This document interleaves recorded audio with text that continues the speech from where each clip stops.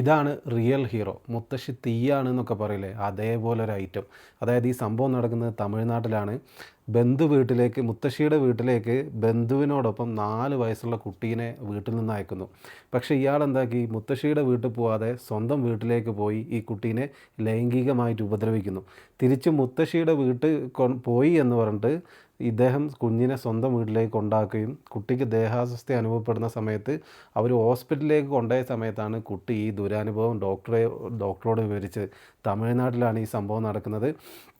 ഇത് കേട്ടുകുന്ന മുത്തശ്ശി എന്താക്കി, അരിവാളെടുത്ത് ഇവനെ തപ്പി നടന്ന് ഇവനെ കണ്ടുപിടിച്ചിട്ട് അരിവാൾ കൊണ്ട് വെട്ടി റോട്ടിലൂടെ വലിച്ചഴിച്ച് കൊണ്ടുപോകുന്ന സമയത്ത് നാട്ടുകാർ ചോദിച്ചു എന്താ സംഭവം എന്ന്. നാട്ടുകാരോട് ഈ സംഭവം പറഞ്ഞു. നാട്ടുകാരും നല്ല പെരുമാറി ഇയാളെ പോലീസ് സ്റ്റേഷനിലേക്ക് എത്തിച്ചു. മുത്തശ്ശി ഇപ്പോൾ സ്റ്റേഷനിലാണ് അറസ്റ്റിലായിട്ടുള്ളത്. ഇയാൾക്കെതിരെ അന്വേഷണം നടന്നുകൊണ്ടിരിക്കുകയാണ്. പക്ഷേ ഇവർക്കെതിരെ കേസെടുക്കാതെ ആ പ്രതിക്കെതിരെ കേസെടുത്ത് തക്കതായ ശിക്ഷ വാങ്ങിക്കൊടുക്കുകയാണ് വേണ്ടത്.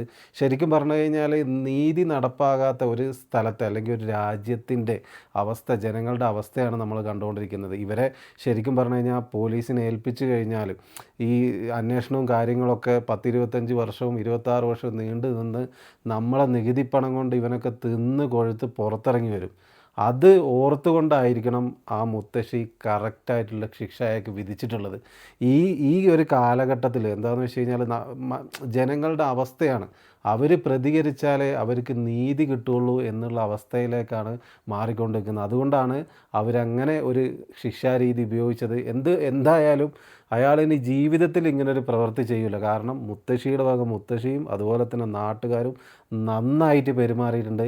ഇങ്ങനെയുള്ള ആൾക്കാരെയൊക്കെ ആ സ്പോട്ടിൽ തന്നെ തൂക്കിക്കൊല്ലണം, ഇല്ലെങ്കിൽ ആ സ്പോട്ടിൽ തന്നെ അവൻ്റെയൊക്കെ സാമാനം വെട്ടിക്കളയണം. അല്ലാത്തത് കൊണ്ട് ഇങ്ങനെയുള്ള ശിക്ഷ കിട്ടാത്തത് കൊണ്ടാണ് ജനങ്ങൾ കത്തിയായിട്ട് തെരുവിലേക്ക് ഇറങ്ങുന്നത്.